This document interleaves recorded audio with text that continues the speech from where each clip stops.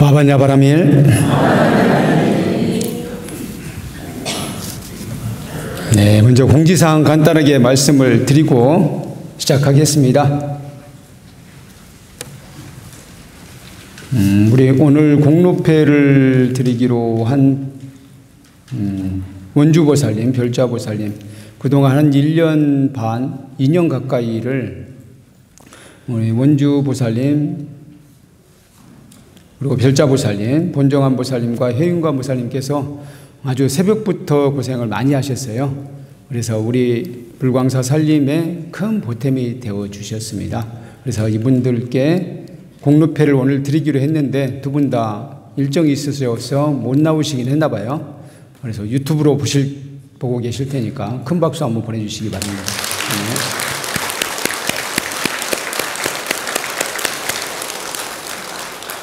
그리고 봉사자 모집이 있습니다.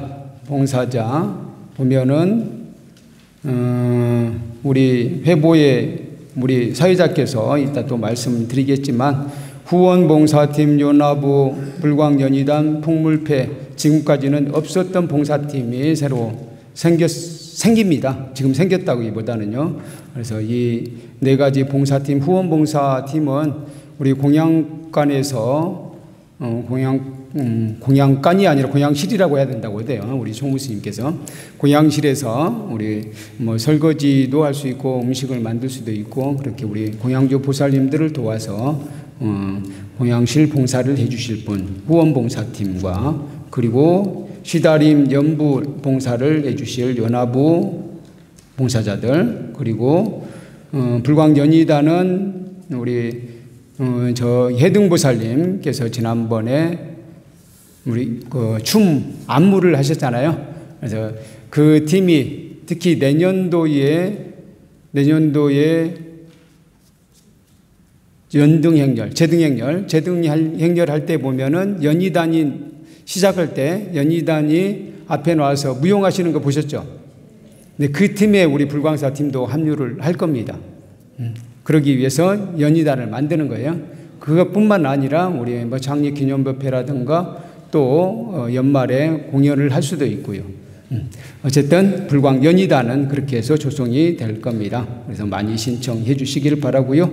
또 한편으로는 사물놀이를 하기 위해서 이것도 마찬가지로 이번에 우리가 제등행렬을 해보니까 확실히 앞에서 사물놀이 패들이 신나게 이끌어주면은 훨씬 낫겠다는 생각을 하셨잖아요.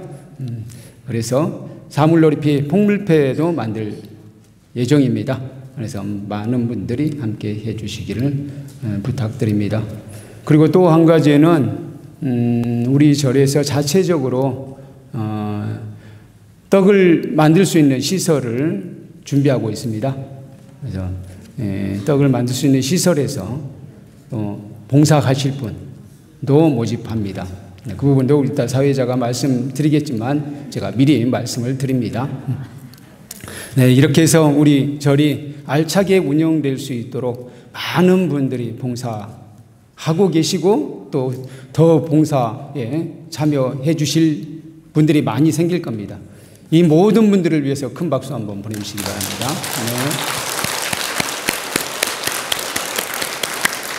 네, 감사합니다.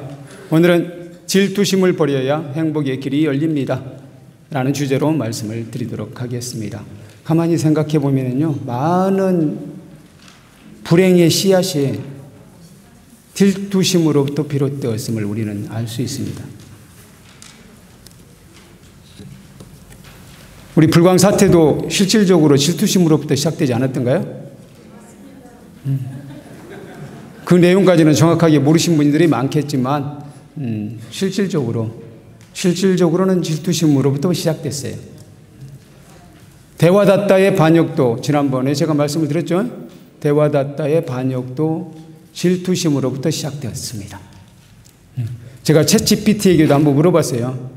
우리 불교 역사 속에서 질투심으로 망한 사람 대표적으로 한 명을 꼽아달라 라고 한번 챗GPT에게 물어봤더니 바로 제가 대와다tta가 나오더라고요.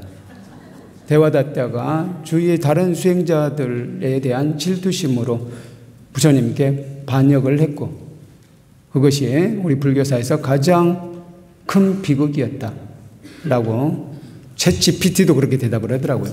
그래서 가만히 보면은 우리에게 닥쳐온 많은 비극, 잘못된 일들이 질투심으로부터 비롯되었음을 알 수 있습니다. 그런 점에서 내 안에 질투심을 없애는 것, 그것이 나의 행복을 보장해 준다는 것, 이 부분을 우리는 꼭 명심해야 되겠습니다. 우리 큰 스님 말씀부터 한번 읽어보도록 하겠습니다. 우리 큰 스님 법어록 한 부분 읽으시겠습니다. 우리 법회보의 맨 앞 문단입니다. 같이 읽으시겠습니다. 우리 화면에도 나올 겁니다. 우리가 멀리할 것은 열등감이다. 자기가 가치가 없다든가 적성이 아니라든가 능력이 없다든가 하는 열등의식을 모두 버려야 한다. 그런 생각들은 내가 불자라는 자각이 있기 전에 있던 미혹의 산물이다.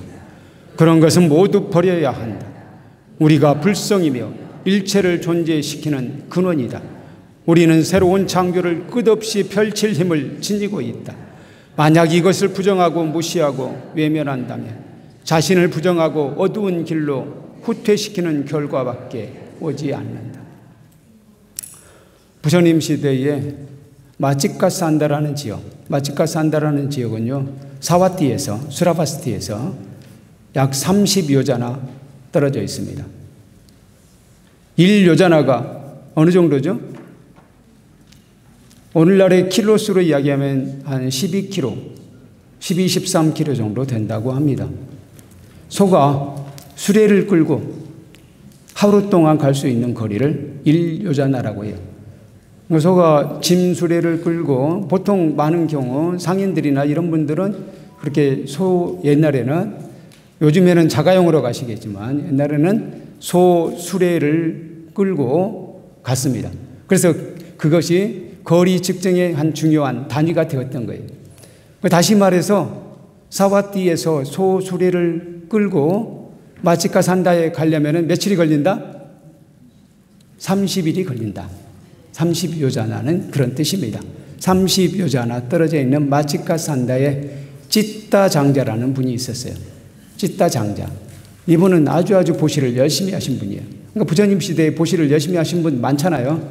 대표적인 분이 수다따 장자라고 알고 계실 겁니다. 그런데 이 찌따 장자도 그에 못지않게 보시를 많이 하신 분 중에 한 분이었다고 합니다. 이 찌따 장자가 마하나마 장로를 만나요. 마하나마 장로는 누군지 잘 모르시겠죠? 만나본 적은 없으시죠? 마하나마 장로는 부처님께서 맨 처음에 설법하실 때 5 비구 중에 한 사람이었어요. 5 비구 이름을 혹시 기억하십니까? 맨 먼저 깨달음을 얻으신 분이 꼰단냐이고요. 두 번째로 깨달음을 얻은 두 분의 비구 스님은 바빠와 바띠야. 그래서 이거 외우기 힘드니까 제가 바빠 바짜라고 하자 그랬잖아요. 바빠 바띠야. 그리고 3번째로 깨달음을 얻으신 비구는 바로 마하남과 아싸지라고 말씀을 드렸죠. 마하남과 아싸지. 마하나마 장로를 만나요.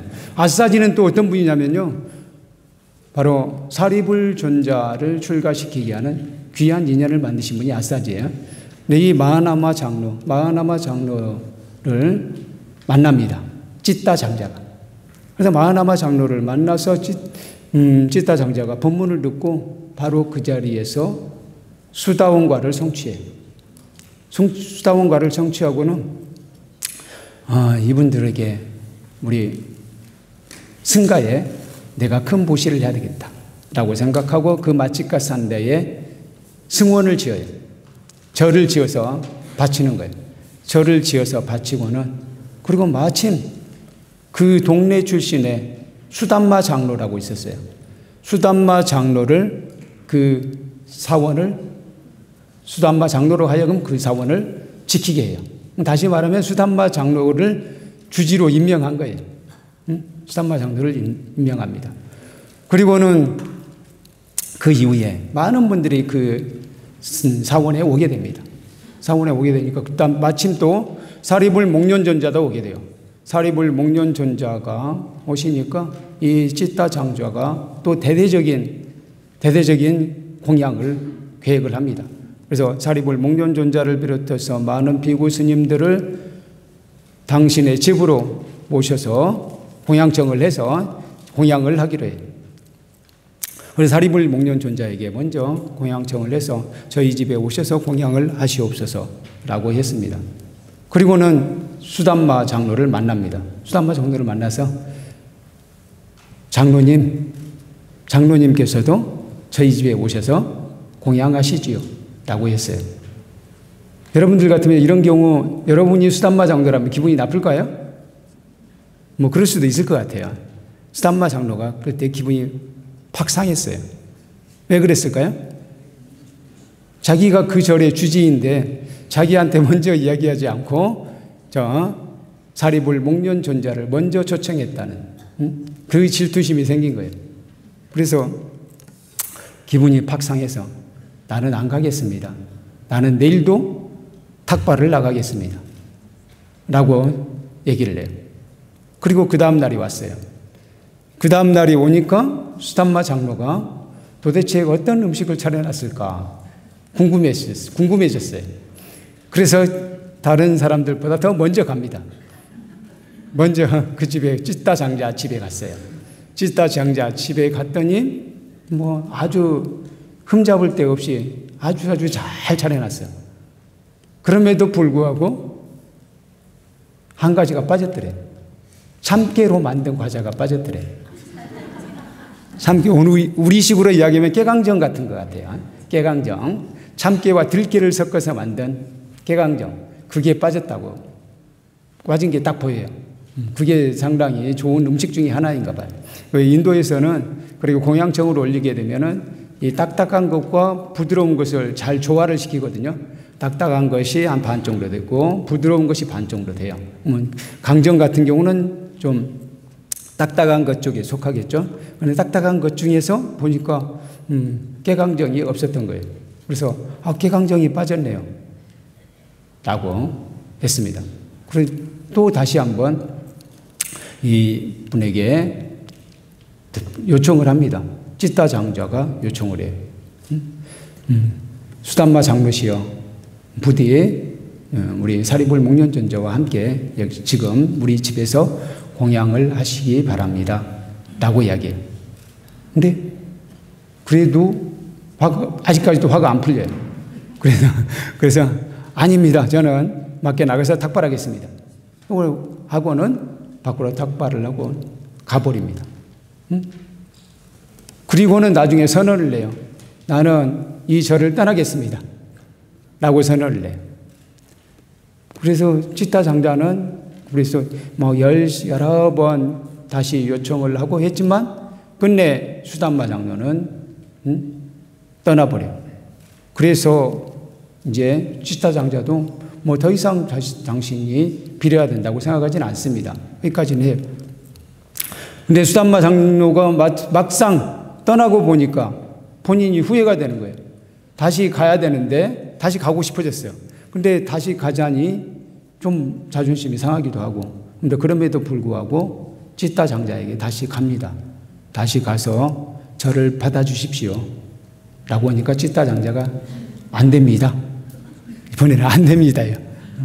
당신은 제가 여러 번 공양청을 올리고 제가 용서를 구하고 그랬음에도 불구하고 가셨기 때문에 저는 그냥 거기서 당신과 인연은 그 정도라고 생각하고 그냥 거부하겠습니다. 라고 하는 거예요. 그래서 이 수담마 장로가 아주 낙담을 해서 이제 부처님께로 찾아가요. 부처님께 찾아갔더니 부처님께서 아주 꾸짖으면서 찌따 장자는 이분은 세세생생 늘 승가를 위해서 보시를 했던 사람이다. 그분에게 네가 그렇게 했으니 너는 아주 참회를 하고 다시 들어가야 하느니라 라고 이야기합니다. 네, 알겠습니다. 라고 하고는 30요자나를 걸어서, 그러니까 부처님한테 오시는데 30일이나 걸린 거예요. 물론 이제 수레를 끌고 오지 않으면 30일이 좀 덜 걸릴지 모르겠지만 거의 30일 걸려서 다시 사죄하러 가요. 근데 부처님께서 이분이 참여하는 것을, 진정으로 참여하는 것을, 또는 본인이 완전하게 질투심을 버리게 하기 위해서 사실은 그 방법을 가르쳐 주진 않습니다. 정확하게 가르쳐 주지 않고 그냥 참여하고 오라고 해요. 가서 찌따 장자에게 저는 참여했습니다 라고 하니까 찌따 장자가 거부합니다. 저는 거부하겠습니다 라고 하는 거예요. 그래서 또 할 수 없이 30요자날을 걸어서, 참 오래 걸렸죠. 처음에 부처님을 찾아오는데 30일 걸렸고, 다시 찾아가는데 30일, 또 오는데 30일, 벌써 90일이 됐네요. 석 달이 지났어요. 그래서 다시 부처님을 찾아옵니다. 부처님을 찾아와서 부처님께 말씀을 드려요. 어떻게 참여해야 되겠습니까? 라고 이야기했더니 부처님께서 법구경 73송, 74송을 읊어주십니다. 74송에 나온 이야기가 이거잖아요. 내가 바로 이 일의 적임자다. 나야말로 이 일을 해야 할 중요한 사람이다. 그러니 나를 따르라. 내 뜻에 모두 따르라. 이런 생각을 해서는 안 되느니라. 라고 말씀을 하십니다. 법구경 74송만 같이 한번 읽어보시겠습니다. 법구경 74송. 우리 법회보의 맨 마지막 부분입니다. 마지막 부분. 또는 우리 화면에도 띄워주실 겁니다. 화면을 보셔도 됩니다. 같이 한번 읽어보시겠습니다. 비구들이여, 불자들이여, 내가 바로 이 일을 완성한 사람이다. 그러므로 너희는 크고 작은 모든 일에서 나를 따르라. 이렇게 생각하는 어리석은 자들이여, 그런 생각은 다만 너희의 교만과 욕망을 키울 뿐이다. 이런 생각을 하게 되면 내가 적임자다. 나야말로 여기에 있어야 될 사람이다. 내가 대접받아야 될 사람이다. 그런 생각을 하게 되면 바로 거기서 조금이라도 그 뜻에 어긋나게 되면 질투심에 사로잡힐 수 있다는 겁니다. 그래서 그런 생각을 추호도 하지 말아라 라고 말씀을 하시고, 그렇게 이 개송을 들으니까 그때 바로 수담마 장로는 아라한과를 성취합니다. 아라한과를 성취했으니 이제 참회의 조건이 다 완전히 갖춰진 거죠. 그래서 다시 30요자날을 걸어서 찌따 장자를 찾아갑니다. 찌따 장자를 찾아가서 참회하니까 이 찌따 장자가 딱 보고 아는 거예요. 아, 이분이 진정으로 참회했구나. 진정으로 참회했구나라는 것을 알고 바로 용서합니다. 그리고 찌따 장자가 대규모의 우리 제따와나 기원정사에 가서 대규모의 공양을 해야 되겠다라고 생각합니다. 그래서 500명의 사람들을 모읍니다. 500명의 사람들을 모아서 함께 500대의 수레에 공양물을 잔뜩 싣고 사와띠로 떠납니다. 그렇게 대규모의 공양을 하러 가는 길에 그때 천신들이 거기에 합류해줘요. 천신들이 이분은 그야말로 큰 뜻을 품고 아주 아름다운 마음으로 공양을 하는 사람이다. 보시하는 사람이다. 라고 생각하고 천신들이 거기에 보태줍니다. 그래서 제따원에 와요. 기원정사에 와서 이제 보시를 시작하는데 천신들이 보태준 것만으로도 한 달을 보시했어요. 한 달을 보시하고도 그러고도 남는 거예요. 그래서 어떻게 됐습니까? 찌따 장자가 500대의 수레에 당신들이 마련해 온 공양물은 아예 공양도 못했어요.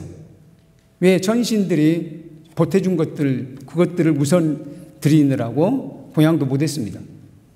그런데 이제 한 달이 있었으니까 이제는 떠나야 되잖아요. 계속 있을 수는 없고 이제는 다시 돌아갈 때가 됐어요. 돌아갈 때 부처님께 말씀드립니다. 부처님이시여, 저희가 이렇게 많은 공양물을 가져왔는데 중간에 천신들이 공양물을 더 보태줘서 우선 천신들이 보태준 공양물부터 드리다 보니까 저희들이 가져온 공양물은 하나도 드리지 못했습니다. 그래서 이 공양물은 저희가 여기에 다 놓고 이제 떠나겠습니다. 라고 했습니다. 그러니까 부처님께서 아난다 촌자를 시켜서 그래 이 공약물들을 잘 받아서 저장하도록 해라 라고 얘기를 합니다. 그래서 그 공약물을 다 내려놓고 떠나게 돼요. 떠나게 되니까 빈 수레로 가고 있잖아요. 빈 수레에 이번에도 전신들이 거기에 빈 수레에 칠보를 가득 채워줬다고 합니다. 칠보를 가득 채워줬대요. 근데 찢다 장자가 올 때도 마찬가지로 좀 아주 특별한 이적이 있었어요. 그 이야기는 제가 빠뜨렸었는데요. 찢다 장자가 올 때 부처님께서 그렇게 말씀을 하셔요. 찢다 장자가 올 때는 길에 꽃비가 내리리라.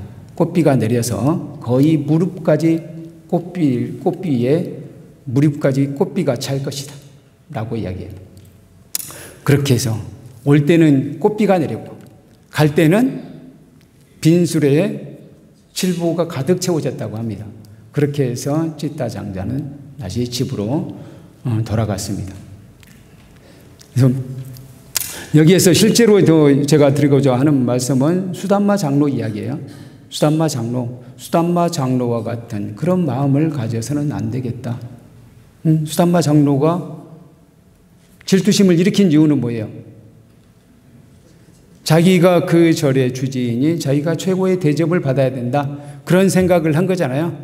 그런 것은 잘못된 교만이고 욕망만 피울 뿐이라는 거예요. 그로 인해서 질투심이 발생하고 그로 인해서 비극이 싹틀 수 있다라는 것이에요. 그래서 그런 질투심을 버려야 된다라는 것이고요. 찢다 장자 이야기를 조금만 더 하자면요. 찢다 장자는 아주 오래전부터 아까 제가 말씀드렸죠. 세세생생 공양을 해왔던 사람이다 라고 이야기했죠. 그래서 이분이 아주 오래전에 여러 부처님 앞에서 그분이 서원을 세웠어요. 저는 공양을 올리는데 보시를 올리는데 최고의 제가 불자가 되겠습니다. 공양을 최고로만 잘 올리는 불자가 되겠습니다. 그런 서원을 세웠다고 합니다. 그래서 이분이 가섭불 시대에, 가섭불은 누굽니까? 부처님 바로 직전의 부처님이라고 해요. 가섭 부처님, 까사파 부처님이 부처님 과거 6분의 부처님 중에서 6번째 부처님이에요. 이 까사파 부처님 시절에 이 찢다 장자는 사냥꾼이었다고 해요. 사냥꾼이어서 그래 사냥을 열심히 했는데 그 다음 날 스님들을 만나게 돼요. 스님들을 만나게 돼서 그 스님들에게 공양청을 올립니다. 공양청을 올려서 저희 집에서 오셔서 공양을 하십시오 라고 했다고 합니다. 그래서 스님들이 이제 오시게 됐고, 그래서 흰 쌀밥을 짓고, 그리고 이분이 사냥꾼이니까 고기가 있을 거 아니에요. 고기로 요리를 한 다음에, 그 다음에 산에서는 꽃을 걷고 왔대요. 꽃을 걷고 왔고, 꽃을 꺾어서 꽃을 바치면서, 또 꽃을 바치게 되니까, 그때 이분이 이제 그로 인해서 이제 공덕을 짓게 되잖아요. 그때 천신들이 이분이 꽃을 바치는 것을 보고 이분이 앞으로 태어나거나 또는 부처님께 공양을 올리거나 할 때는 꽃비가 내릴 것이다 라고 했대요. 그래서 실제 찢다 장자가 태어날 때 그 고장에 꽃비가 내렸다고 하고요. 그리고 부처님께 공양을 올릴 때 아까 부처님께서 그랬다고 했잖아요. 꽃비가 내려서 그 꽃비가 무릎까지 잘 것이다 라고 했죠. 바로 꽃비가 내렸다고 합니다. 그리고 이분이 부처님께 공양을 올린 다음에는 반드시 전신들이 칠보로 또 찢다 장자를 위해서 공양을 올리게 된다라고 했다고 합니다. 그때 이 찢다 장자가 이렇게 열심히 공양을 올리는 것을 보고 바로 전신들이 그런 마음을 냈다는 것이죠. 찢다 장자 이야기를 했는데요. 오늘의 주제는 사실 찢다 장자는 아니고 수담마 장로이고요. 수담마 장로의 질투심, 그 질투심을 우리는 경계해야 된다 하는 이야기입니다. 그래서 질투심을 갖지 않기 위해서 우리는 어떤 노력을 해야 될까라는 생각을 해봅니다. 첫 번째로는 비교하는 버릇을 없애야 됩니다. 남과 비교하는 버릇. 남과 비교하다 보면은요, 절대적으로 나는 열등감에 사로잡히게 돼 있어요. 남과 비교하게 되면. 그렇잖아요. 어떤 경우에도 내가 아무리 잘생겼다 하더라도 나보다 더 잘생긴 사람이 있게 마련이에요. 만약에 지금 이 세상에 없다면 언젠가는 나타나요. 우리 올림픽 신기록, 세계 신기록 안 깨지든가요? 결국에는 깨지잖아요. 계속 깨지는 소리가 올림픽이 열릴 때마다 들리죠. 깨지게 돼 있어요. 그래서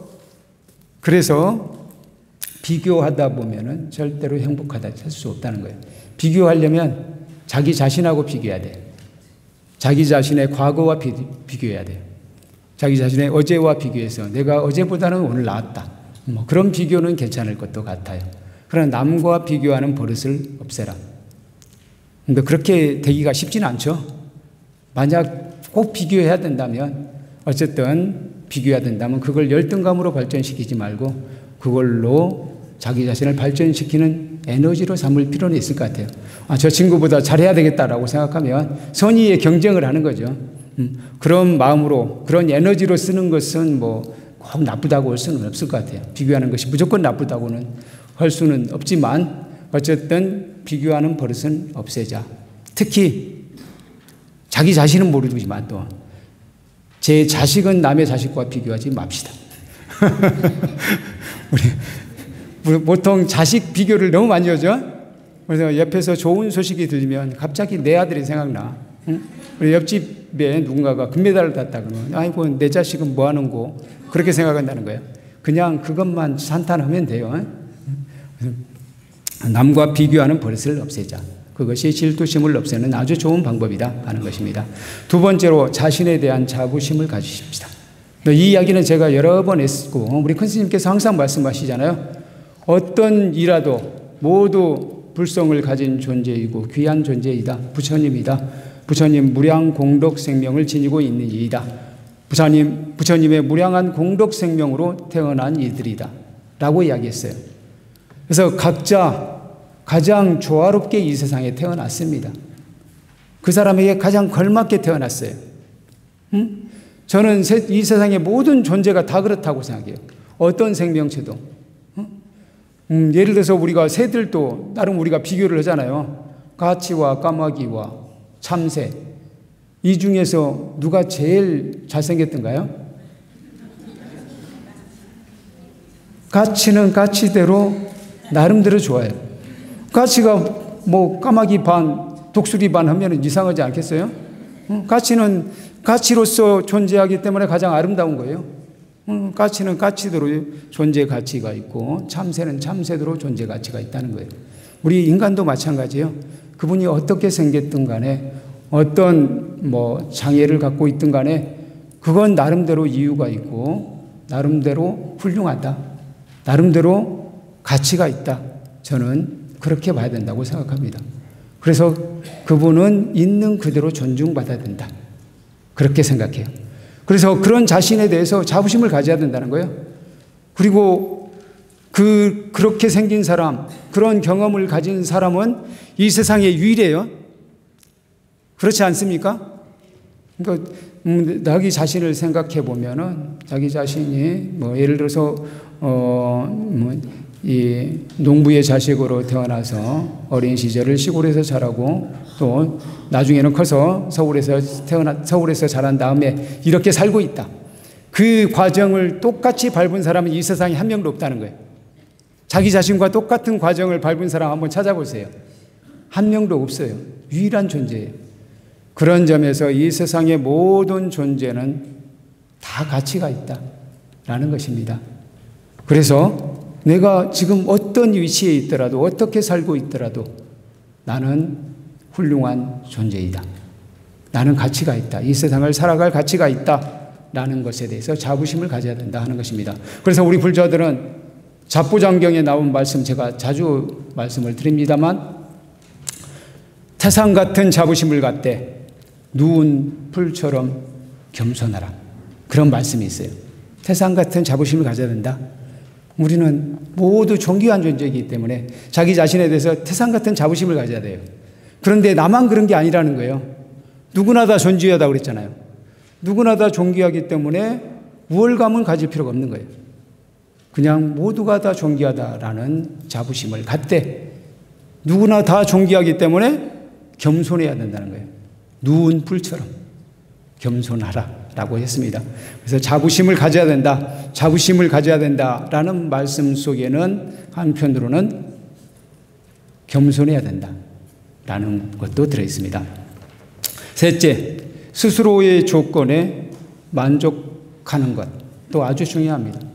스스로의 조건, 지금 현재의 조건, 물론 그 조건이 좀 부족하다면 그것을 개선해 나가려고 노력하는 건 필요하지만 한편으로는 이것이 나에게 좋은 경험이 된다라고 생각하자는 거예요. 힘들다면 좋은 경험이 된다.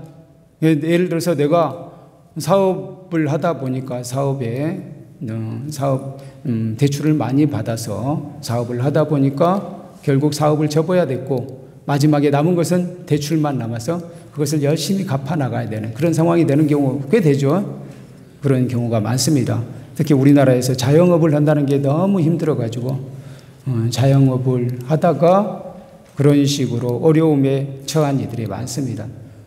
제가 책에서 본 바로는 자영업 하신 분들이 1년 만에 70%가 접는다고 하더라고요. 시작한 다음에 1년 이상을 버티지 못하고 70%가 접는다고 합니다. 3년으로 가면 90%가 넘게 유지를 못한대요. 그렇게 어렵다고 합니다. 근데 그렇게 됐다 하더라도 물론 그렇게 되지 않으려고 노력해야 되지만 그렇게 됐을 때도 역시 우리는 그렇게 해서 내가 조금 더 절대된 생활을 하게 되고 또 앞으로는 이런 실수는 다시 반복하지 않을 것이기에 이것이 나에게 좋은 경험이 됐다라고 생각하자는 거죠. 그래서 지금 현재 처해 있는 환경에 대해서 우리는 만족할 필요가 있습니다. 그리고 그 환경에 적응해 나갈 필요가 있다는 거예요. 그것이 나를 키워주는 좋은 자양분이 될 수도 있어요. 역경을 듣고 성공하는 것이 저는 훨씬 훌륭하다고 생각하거든요. 그런 점에서 지금 현재의 조건이 설사 불만족스럽더라도 그것을 잘 견디는 것, 적응하는 것, 만족하는 것이 중요하다라는 말씀을 드립니다. 넷째, 질투심을 없애는 가장 좋은 방법은 알아차림. 사실 알아차림은요, 질투심을 없애는 것뿐만 아니라 수행의 기본이에요. 어떤 경우에도 알아차리면 반드시 해야 됩니다. 근데 내 마음속에서 뭔가 들끓고 있다, 분노가 들끓고 있다, 질투심이 끓어오르고 있다, 그럴 때 자기 자신의 마음을 들여다볼 필요가 있어요. 내 친구가 아주 잘 됐다는 소식을 들었을 때 그때 내 마음을 들여다봐야 된다는 거예요. 그때 내 마음속에서 그런 마음이 질투심이 일어나고 있다라고 하면 그걸 바로 알아차려야 돼요. 저도 예전에 그런 것을 많이 느꼈거든요. 어떤 사람을 칭찬하는 경우 있잖아요. 칭찬하는 경우 있어요. 저도 이제 문학을 했기 때문에 누구의 작품을 칭찬하는 경우가 있어요. 우리가 같이 막 만나서 이야기하다 보면 누구 작품을 딱 칭찬하다 보면요. 제 마음속에서 바로 뭐가 나타나냐면요. 그 작품의 단점이 딱 나타나. 그래서 저는 그 자리에서 어떤 경우 그런데 그 작품에는 이런 단점도 있더이다 라고 하는 이야기를 한다는 거예요. 그래서 그런 버릇이 있다는 걸 나중에 제가 알아차렸어요. 그래서 나중에는 장점을 이야기할 사람 앞에서는 나도 같이 덩달아서 맞장구만 쳐주자. 이걸 반성을 많이 했습니다. 그게 굉장히 중요해요. 물론 단점을 그 사람의 발전을 위해서 할 필요도 있어요. 그런데 실질적으로는 그 사람에게 전달도 되지도 않을 뿐더러 전달이 된다 하더라도 기분 나쁘게만 할 뿐이지 별로 도움 안 돼요. 그래서 언제나 그 사람의 장점만 이야기해 주자라는 쪽으로 저는 바뀌었어요. 그래서 누군가가 다른 사람을 칭찬하면요, 우리 자기 마음 들여다보세요. 자기 마음속에서 그런 경우 상당히 많아요. 그 사람의 단점이 내 마음속에 딱 상이 맺혀요. 그럴 때 자기 마음을 얼른 알아차려야 된다는 거예요. 알아차리고서 그 마음을 내려놔야 돼요. 그러려면은 알아차림 늘 연습해야 돼요. 자기 마음을 알아차려야 돼요. 내가 어떤 생각을 하고 있는지, 내 마음에서 어떤 탐심이나 치심이나 분심이 일어났는지를 가만히 들여다봐야 된다는 겁니다. 그래야 그걸 내려놓을 수 있습니다. 그래서 이 질투심을 결국은 우리는 에너지로 만들어야 돼요. 사실 질투심이 없을 수 없어요. 왜? 생명체는 그런 요소가 있기 때문에. 경쟁의식이 있어요. 경쟁의식이 있어요. 내가 더 많이 갖고 싶은 의식이 있고 내가 더 잘나고 싶은 의식이 있어요. 응? 저기 우리 백제 고분에 가가지고 비둘기들한테 빵 쪼가리 한번 던져줘 보세요. 그러면 그 비둘기들이요, 빵을 못 먹더라고요. 왜 못 먹는 줄 아세요? 어떤 그 중에서 조금 힘센 애가 먼저 독차지해요. 독차지 한 다음에 그걸 지키느라고 못 먹어. 다른 애들이 와서 계속 쪼아먹으려고 하니까 걔들을 쫓느라고 자기도 잘 못 먹더라고요. 이게 생명체의 속성이에요. 다시 말해서 혼자 독점하려고 하는, 내가 더 잘나려고 하는 그런 것이 생명체의 속성이라는 거예요. 근데 사실은 그런 것도 속성이기도 하고 또 한 가지의 속성도 있어요. 조화를 이루고자 하는 것도 속성이에요. 우리가 함께 먹고자 하는 것도 속성이에요. 그러니까 제가 어렸을 때가 아니라 우리 조카들을 보니까 조카 중에서 그런 게 있더라고요. 근데 남자 조카들은 그런 걸 못 느꼈는데 여자 조카에는 뭔가를 가지게 되면은 그것을 나눠주는 것을 엄청 좋아하더라고요. 그래서 밥을 먹을 때도 심지어는 밥을 먹을 때 엄마에게 또는 삼촌에게 이렇게 한 숟갈씩 떠먹여주는 걸 좋아해요. 이걸 보면은 우리에게 아까 제가 이렇게 나만 먹으려고 하는, 내가 더 많이 먹으려는 것도 일종의 속성이지만 조화를 이루는 것도 우리의 속성이다. 저는 그렇게 생각해요. 그래서 우리 큰 스님께서 불성이라고 하는 것, 부처님 무량공덕생명이라고 할 때는 바로 그 속성을 이야기하는 겁니다. 우리가 조화롭게 살고자 하는 의지가 있어요.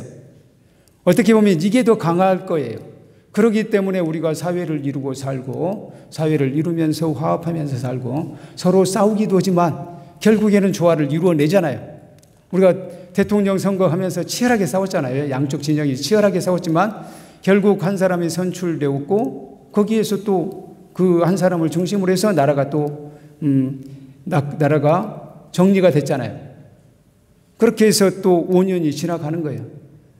이게 우리의 조화를 이루는 우리의 불성이라는 거죠. 이렇게 해서 우리는 사회를 만들어 나갑니다. 이 사회를 발전시켜 나가요. 그런 속성도 있다는 거죠. 그래서 질투심이 한편으로는 나 자신을 발전시키는 동력도 되기도 해요. 그렇지 않습니까? 더 잘하려고 하는 마음, 그것이 나 자신을 발전시키기도 했잖아요.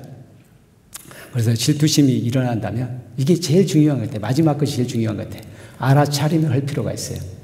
알아차려서 그것을 뭘로 만들자? 자신을 발전시키는 동력으로 만들자. 질투심이 일어나면 내가 더 잘하는 쪽으로 그걸 발전시키면 되잖아요. 질투심으로 나를 괴롭히지 말고 질투심으로 자신을 발전시키자. 그러려면은 알아차림해야 된다는 거예요. 그래서 질투심을 없애기 위해서 비교하는 버릇 없애고 자신에 대해서 자부심을 갖고 스스로의 조건에 만족하고 그리고 마지막으로 알아차림하자. 이 네 가지를 한번 잘 실천해 보시죠. 저도 이 네 가지를 실천하기 위해서 노력하고 있습니다. 왜? 저도 마찬가지로 질투심이 제 마음을 좀먹는 가장 큰 도적이더라고요. 그래서 다른 것은 모르더라도, 다른 것은 몰라도 질투심만은 없애려고 했습니다. 그래서 남이 공덕을 지을 때 그 연습을 해보세요. 남이 공덕을 지을 때, 남이 좋은 일을 했을 때, 남이 크게 보시했을 때, 남이 금메달을 땄을 때, 남이 대학에 합격했을 때 그것을 내일처럼 기뻐하는 연습을 해보십시오. 내일처럼 기뻐하는 연습. 잘 안 되더라도 크게 웃어주고 축하해주고 일부러라도 축하해주고 그렇게 연습하다 보면 연습하다 보면 아까 제가 말씀드렸잖아요. 우리는 조화롭게 사는 것도 우리의 본성이에요. 조화롭게 사는 그 본성을 우리 큰 스님께서는 불성이라고 했어요. 이게 더 중요하고 이게 더 우리의 근본이다 라고 말씀하셨습니다. 제가 한번 그 이야기도 했었잖아요. 칭찬하는 것이 우리의 본성이다 라고 말씀을 드렸잖아요. 어렸을 때 생각해 보세요. 우리가 어머니에게 말을 배웠던 이유, 말을 배울 때 어머니가 하나하나씩 가르쳐 주잖아요. 이걸 가르쳐 주려고 애쓰는 건 아니에요. 자연스럽게 가르쳐 줘요. 그럴 때 우리가 처음으로 말을 했을 때, 엄마, 맘마, 옹알이를 했을 때 우리 어머니가 박수 치면서 좋아하셨어요. 어머니뿐만 아니에요. 온 집안 식구들이 다 박수 치면서 환호했습니다. 그거 기억 안 나시죠? 기억 안 나시겠지만 손주를 키울 때 다 보셨잖아요. 다 박수 치면서 좋아했어요. 그때 그 손주가 손주에게 너는 왜 옆집 애기보다 늦냐 그래 뭐 꾸중을 하거나 그랬습니까? 그렇지 않았죠? 그러든 어쨌든 우리 아이가 말을 했다는 것에 대해서 우리는 환호하고 찬탄하고 그랬다는 거예요. 그렇게 다 살았어요. 혹시라도 그렇게 못했던 경우, 그런 찬탄을 못 받고 자란 경우 그 아이는 제가 말씀드렸죠. 장애가 생길 수가 있습니다. 어떤 장애냐? 공황장애라고 하더라고요. 그런 장애가 나중에 커서 올 가능성이 상당히 높아요. 근데 대부분의 사람들이 그런 게 조금이라도 있었을지 모르겠지만 조금이라도 있으면 그게 약간의 장애로 발전될 가능성이 높고요. 우리는 다 찬탄받으면서 말을 배웠고 그런 말을 배웠고 그랬다는 거죠. 그래서 이것이 우리의 본성이에요. 그러니까 찬탄이 우리의 본성이지 비난이 우리의 본성이 아니라는 거예요. 그런 점에서 우리의 본성은 좋아하다라는 것을 굳게 믿고 내 마음속에 질투심이 일어나면 이건 내 본성이 아니야 라고 너는 내려가 있어 라고 꽉 눌러주고 우리는 그 질투심은 오히려 나 자신을 발전시키는 동력으로 만들어야 되겠다라는 말씀을 드립니다. 네, 이상 마치겠습니다. 와반야바라밀.